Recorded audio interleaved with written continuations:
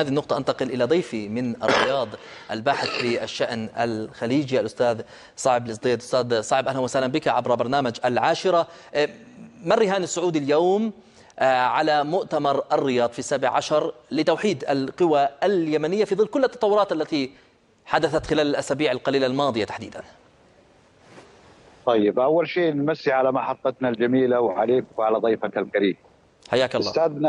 أستاذنا العزيز، لما نتحدث عن الوضع اليمني، الوضع اليمني الدولة الأقرب لمتداخلة جغرافيا وقبائليا هي المملكة العربية السعودية.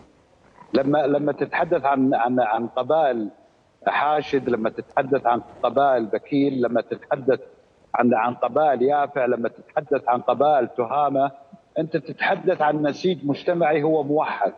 ولما تتحدث المنطقة اللي أكبر منطقة محاذية للواقع اليمني، أنت تتحدث عن المملكة العربية السعودية.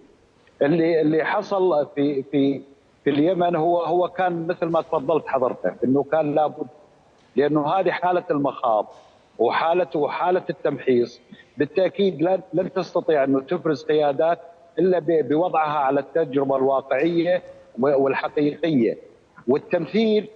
تمثل قيادات مهمة. يعني اليوم نتحدث عن المحرم اللي هو قائد لواء العمالقة، وهو حقيقة شخصية فاعلة. هو اليوم موجود في زيارة إلى المملكة العربية السعودية، وهو من الداعمين. لما تشوف منطقة حضرموت والمهرة وتقيس جغرافيا عن منطقة عدن، ستجد منطقة شاسعة وبعيدة.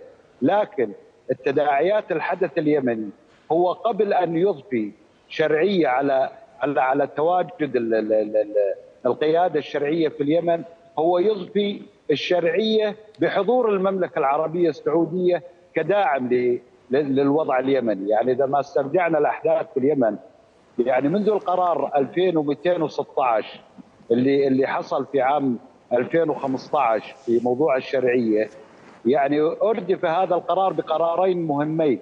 القرار الأول كان 2201، والقرار الثاني كان يتحدث عن 2215، اللي هو أقر إنه تواجد الحوثي والانقلاب الشرعية هو مرفوض دوليا.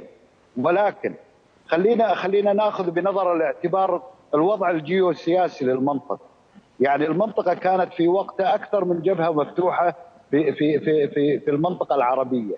يعني تتحدث عن الثورة السورية، تتحدث عن الثورة في العراق، تتحدث عن تداعيات الحدث اللي في المنطقة. يعني نذكر أنه في بداية عاصفة الحزم كانت المملكة تتعامل مع قيادة عدائية اللي كانت يمثل الحزب الديمقراطي.